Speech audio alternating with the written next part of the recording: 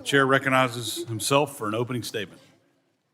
Good morning and welcome to today's oversight hearing, the first of this Congress of the Federal Communications Commission. Welcome back, Chairman Brendan Carr. Congratulations on your appointment as chairman. And welcome to Commissioner Ana Gomez. Look forward to your testimony today.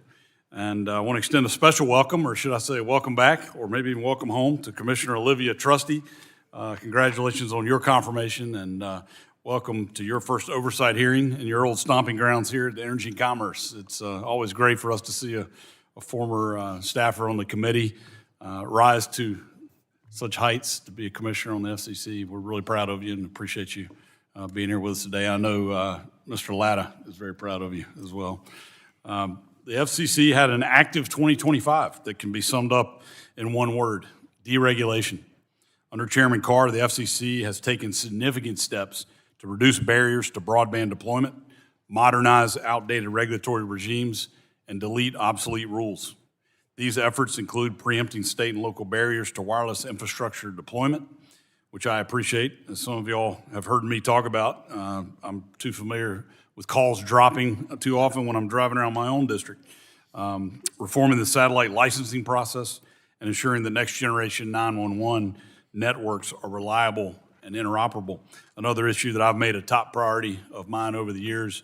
And Chairman, I want to say thank you that the first official trip you took as chairman was to Western North Carolina to look at Hurricane Helene impacts on our communications network. So I appreciate the priority you've put on this issue. Together, these efforts will accelerate closing the digital divide, unleash the new space economy, and strengthen America's wireless leadership. I applaud the FCC for this great work.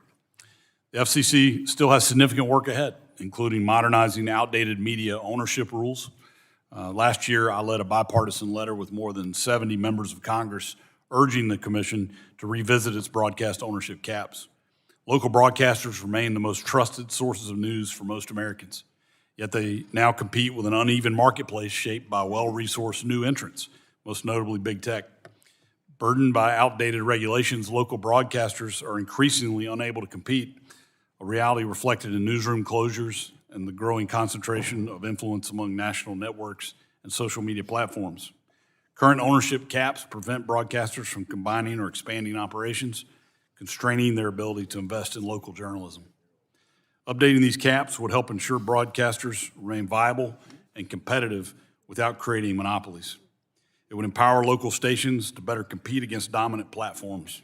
I urge the Commission to keep these realities in mind as you continue your deregulatory agenda.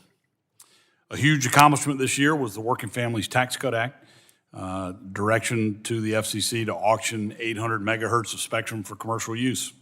Making the spectrum available is essential to America's leadership in 5G and 6G. I'm pleased that the agency has already begun this work by identifying at least 100 megahertz for auction in the upper C-band. As the agency looks for remaining spectrum, both on its own and in coordination with others, I know you have important decisions to make, and I urge the FCC to be mindful of investment that has already taken place in existing commercial bands, such as the 6 gigahertz band and the CBRS band.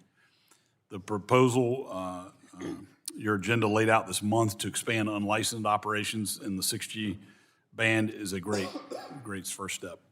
Finally, I'm a member of the bipartisan bicameral Universal Services Fund Working Group.